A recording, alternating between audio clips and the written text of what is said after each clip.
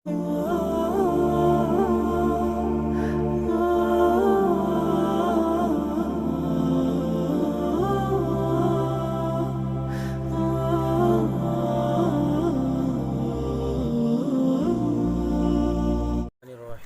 الحمد للہ رب العالمین والصلاة والسلام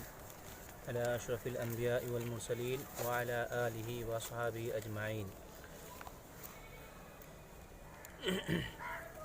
وَإِذَا أُقِيمَتِ الصَّلَاةُ فَلَا صَلَاةَ إِلَّا الْمَكْتُوبَةَ، کہ جب نماز کھڑی ہو جائے یا کھڑی کر دی جائے تو فرض نماز کے علاوہ کوئی نماز نہیں ہے۔ نماز کھڑی کر دی جائے کا مطلب ہے فرض نماز، یعنی جب فرض نماز کھڑی کر دی جائے تو اس کے بعد کوئی نماز نہیں ہے، جیسا کہ حدیث شریف کے اندر موجود ہے کہ اذا اقیمت الصلاۃ فلا صلاۃ الا المکتوبہ، اخرجہ مسلم فی صحیحہ، یعنی مسجد کے اندر جب اقامت کہہ دی جائے تو کسی قسم کی نماز نہیں پڑھی جائے گی، نہ سنت ادا کریں گے اور نہ تحیۃ المسجد ادا کریں گے اور نہ کوئی نماز پڑھیں گے، بلکہ نماز میں شامل ہو جائیں گے۔ تو اگر کوئی آدمی نماز شروع کر چکا ہے اور جماعت کھڑی ہو جائے تو ایسے وقت میں وہ کیا کرے گا، کیا کرنا ہوگا؟ تو اس کے متعلق علماء کرام کے 3 اقوال ہیں۔ بعض کا کہنا ہے کہ اپنی نماز کو منقطع کرے گا، نماز کو نماز کو چھوڑ دے گا، کیونکہ حدیث کے اندر صراحت کے ساتھ یہ کہا گیا ہے اذا اقیمت الصلاۃ فلا صلاۃ الا المکتوبہ۔ اور اس کے اندر دوسرا قول یہ ہے کہ وہ اپنی نماز کو نہیں توڑے گا، اپنی نماز کو جاری رکھے گا۔ تو اس کی کیا دلیل ہے بھائی؟ تو وہی دلیل ہے جو کہ مشہور ہے کہ ولا تبطلوا اعمالکم، یعنی کسی بھی چیز کو شروع کرنے کے بعد اس کو باطل مت کرو، جب شروع کر چکے تو اس کو پورا کر لو۔ لیکن اس میں تیسرا قول جو ہے وہ یہ ہے کہ اگر آپ پہلی رکعت یا دوسری رکعت میں ہیں، پہلی رکعت یعنی سنت آپ پڑھ رہے ہیں مسجد میں، سنت تو دو ہی رکعت ہے، یعنی سنت جب پڑھیں تو دو ہی رکعت کے پڑھنا ہوگا۔ تو وہی کہہ رہے ہیں کہ اگر آپ پہلی رکعت میں ہو یا دوسری رکعت میں ہو تو ایسے وقت میں نماز کو منقطع کر دیں گے۔ اور اگر آپ دوسری رکعت میں رکوع سے اٹھ چکے ہیں تو نماز کو جاری رکھیں گے، مختصر پڑھیں گے، یعنی باقی کے جو کچھ باقی ہے نماز کا حصہ اس کو مختصر پڑھیں گے، طویل نہیں پڑھیں گے، کیونکہ رکوع کے بعد کا جو حصہ ہے اس پر نماز کا اطلاق نہیں ہوتا ہے۔ رکوع کے بعد کا حصہ جو ہے دوسری رکعت میں، کیونکہ ایک رکعت کے لیے رکوع شرط ہے، رکوع کے بعد کا اطلاق تو نماز پر ہوتا نہیں ہے۔ اگر رکوع کے بعد آپ ملتے تو گویا کہ آپ کو رکعت نہیں ملی، اور آخر رکعت میں رکوع کے بعد ملتے تو آپ کی نماز نہیں ہوئی، یعنی آپ نے جماعت کو نہیں پایا۔ تو رکوع کے بعد دوسری رکعت میں رکوع کے بعد اگر آپ رکوع کر چکے ہیں یا اٹھ چکے ہیں تو ایسے وقت میں مختصر یعنی جلدی مختصر جو باقی حصہ ہے اس کو پورا کریں گے اور منقطع نہیں کریں گے، کیونکہ باقی حصے پر نماز کا اطلاق نہیں ہوتا ہے۔ لا صلاۃ، اس کا اطلاق اس پر نہیں ہوگا، فلا صلاۃ الا المکتوبہ کا اطلاق اس پر نہیں ہوگا، کیونکہ یعنی باقی حصے کا اطلاق ہوتا ہی نہیں ہے۔ تو جلدی کیا ہے اس کو مکمل کر لیں گے۔ تو یہی قول راجح ہے، اور راجح بھی یہی قول ہے۔ اور کیوں نماز کو منقطع کریں گے، اس کی کیا حکمت ہے؟ تو کہتے ہیں کہ یعنی تکبیرۃ الاحرام کا پانا فرض نماز میں یہ نفل نماز میں مشغول رکھنے سے زیادہ بہتر ہے، یعنی فرض نماز کی تکبیر تحریمہ کو پا لینا، یعنی تکبیر تحریمہ کو پانا فرض نماز میں یہ نفل نماز میں اپنے آپ کو مشغول رکھنے سے زیادہ بہتر ہے، یہ زیادہ افضل ہے کہ آپ فرض نماز میں شامل ہوئیے بجائے اس کے کہ آپ نفل نماز میں مشغول رہے۔ جیسا کہ وہ حدیث آپ جانتے ہیں،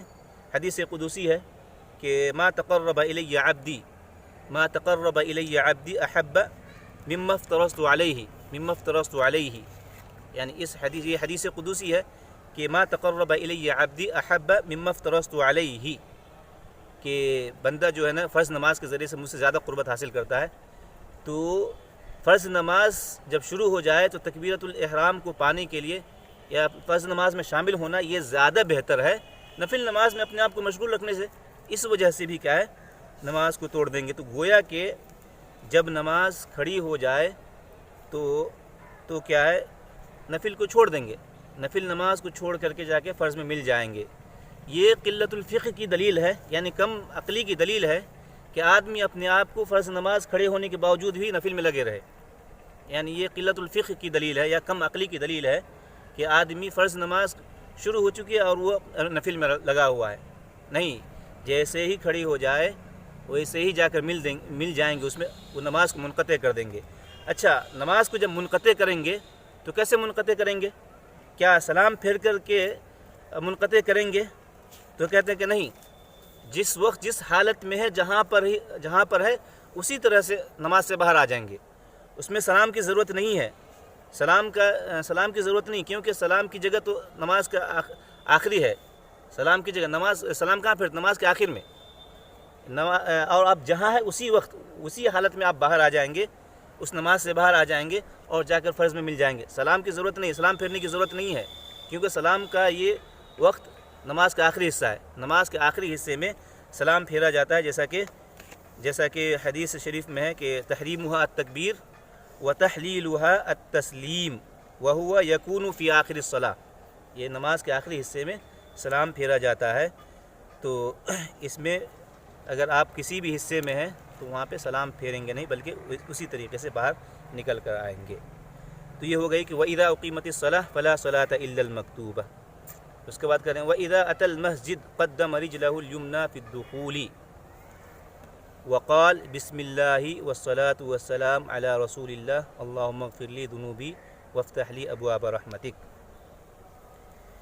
یعنی یہ مستحب ہے کہ آدمی جب مسجد میں داخل ہو تو اپنی دائیں قدم کو مسجد میں رکھے، دائیں قدم کو مسجد میں رکھے، یہ مستحب ہے، یعنی مستحب عمل ہے کہ جب بھی آدمی مسجد میں داخل ہو تو دائیں پیر کو مسجد میں رکھیں گے اور اس دعا کو پڑھیں گے، اور دائیں پیر کو مسجد میں رکھیں گے اس لیے کہ قاعدہ، یعنی شریعت کا یہ قاعدہ ہے کہ ہی تقدیم الیمین، شریعت کا یہ قاعدہ ہے، یہ تقدیم الیمین فی مکان بابہ التکریم، یعنی ہر مکرم جگہ، ہر یعنی باعزت جگہ، یا یہ کہ بابرکت جگہ جہاں پہ بھی جو بھی بابرکت جگہ ہے وہاں پر جو شروع کریں گے دائیں طرف سے شروع کریں گے، بابرکت جگہ جو ہے وہ دائیں سے شروع کریں گے۔ وہی کہہ رہے ہیں کہ یہ شریعت کا قاعدہ ہے کہ جو بھی بابرکت جگہ ہیں، بابرکت کام ہے، اس میں دائیں سے شروع کریں گے، اور جو بابرکت نہیں ہے اس میں بائیں سے شروع کریں گے، یہ شریعت کا قاعدہ ہے۔ تو یہ دعا پڑھیں گے کہ بسم اللہ والصلاة والسلام علی رسول اللہ اللہم اغفر لی ذنوبی وافتح لی ابواب رحمتک، جیسا کہ بہت ساری احادیث میں یہ دعا مذکور ہے یا ذکر کیا گیا ہے۔ اور اس کے ساتھ ایک اور دعا بھی ہے، یعنی مسجد میں داخل ہونے کی ایک اور دعا بھی ہے، وہ بھی پڑھ سکتے ہیں۔ وہ دعا کیا ہے؟ وہ دعا یہ ہے اعوذ باللہ العظیم، یعنی مسجد میں داخل ہونے کی دعا یہ بھی ہے اعوذ باللہ العظیم وبوجہہ الکریم وبسلطانہ القدیم من الشیطان الرجیم۔ یہ بھی کیا ہے؟ مسجد میں داخل ہونے کی دعا ہے۔ یہاں پہ ایک ہی دعا کا ذکر ہے، لیکن یہ بھی دعا کیا ہے؟ صحیح ہے، ثابت ہے، یہ دعا بھی پڑھی جا سکتی ہے۔ تو بہرحال یہاں پر دیکھیے کہ بسم اللہ والصلاة والسلام علی رسول اللہ اللہم اغفر لی ذنوبی، یعنی یہ اللہم اغفر لی ذنوبی کو بعض لوگ کیا ہے محفوظ نہیں مانتے، کہتے ہیں کہ یہ ثابت نہیں ہے، یہ الفاظ صرف اللہم اغفر لی ذنوبی یہ ثابت نہیں ہے، محفوظ نہیں ہے۔ تو گویا کہ اللہم اغفر لی کو ہٹا کر کے دعا پڑھیں گے، بسم اللہ والصلاة والسلام علی رسول اللہ افتح لی ابواب رحمتک، یہ دعا پڑھیں گے، اور اسی طریقے سے وہ دعا بھی ثابت ہے جیسا کہ میں بتلایا تھا کہ اعوذ باللہ العظیم وبوجہہ الکریم وسلطانہ القدیم من الشیطان الرجیم۔ اور اسی طریقے سے جب مسجد میں داخل ہوں گے، جب مسجد میں ہم داخل ہوں گے اور ہمارے سے کوئی پہلا آدمی، ہمارے سے بھی پہلے کوئی مسجد میں گیا ہوا ہے، ہم سے بھی پہلے کوئی مسجد میں موجود ہے، تو ایسی صورت میں یعنی سلام کر کے داخل ہونا یہ مشروع ہے۔ یعنی مسجد میں جب داخل ہوں گے تو یہ صیغہ استعمال کریں گے السلام علیکم ورحمۃ اللہ وبرکاتہ۔ یعنی جب داخل ہوں گے تو سلام، اگر کوئی موجود ہے تو ہم سے پہلے مسجد میں موجود ہے تو ایسے وقت میں یہ بھی مشروع ہے کہ پورا صیغہ السلام جو ہے السلام علیکم ورحمۃ اللہ وبرکاتہ، یہ سلام کر کے مسجد میں داخل ہوں گے۔ اور اگر مان لیتے ہیں کہ مسجد میں کوئی نہیں ہے، مسجد میں کوئی نہیں ہے، آپ ہی مسجد میں داخل ہو رہے ہیں سب سے پہلے، تو کیا ایسے وقت میں کیا کریں گے؟ سلام کریں گے کیا؟ جیسا کہ قرآن مجید میں کہا گیا فَسَلِّمُوا عَلَىٰ أَنفُسِكُمْ، یعنی تم اپنے آپ کو سلام کرو، یعنی انسان اپنے آپ کو سلام کرے گا کیا؟ تو کہتے کہ نہیں، یہاں پہ فَسَلِّمُوا عَلَىٰ أَنفُسِكُمْ سے مراد ہے يُسَلِّمُ بَعْضُكُمْ عَلَىٰ بَعْض، يُسَلِّمُ بَعْضُكُمْ عَلَىٰ بَعْض، یہ مراد ہے۔ یہ نہیں کہ انسان اپنے آپ کو سلام کرے، یہ نہیں کہ انسان اپنے آپ کو سلام کرے، کیونکہ جو مسلمان بھائی ہے وہ بھی گویا کہ آپ ہی کے قائم مقام ہیں، آپ ہی کے قائم مقام ہیں، آپ ہی کے قائم مقام مسلمان بھائی ہیں۔ تو اسی وجہ سے کہا گیا فَسَلِّمُوا عَلَىٰ أَنفُسِكُمْ أَيْ يُسَلِّمُ بَعْضُكُمْ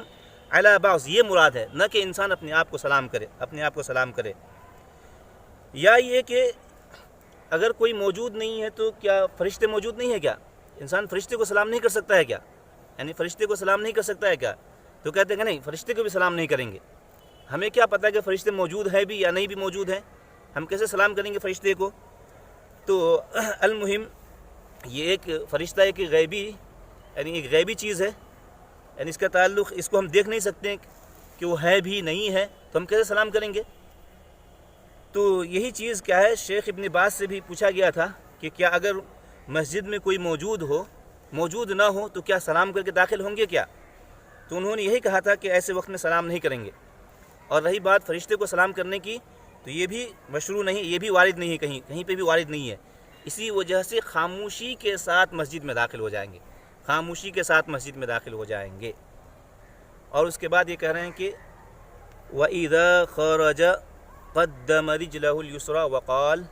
إِلَّا أَنَّهُ يَقُولُ وَافْتَحْ لِي أَبْوَابَ فَضْلِكَ، کہ جب مسجد سے نکلنا ہو تو بائیں پیر کو کیا ہے آگے کریں گے اور یہ دعا پڑھیں گے، إِلَّا أَنَّهُ يَقُولُ، یعنی وہی دعا، یعنی پوری دعا، کہ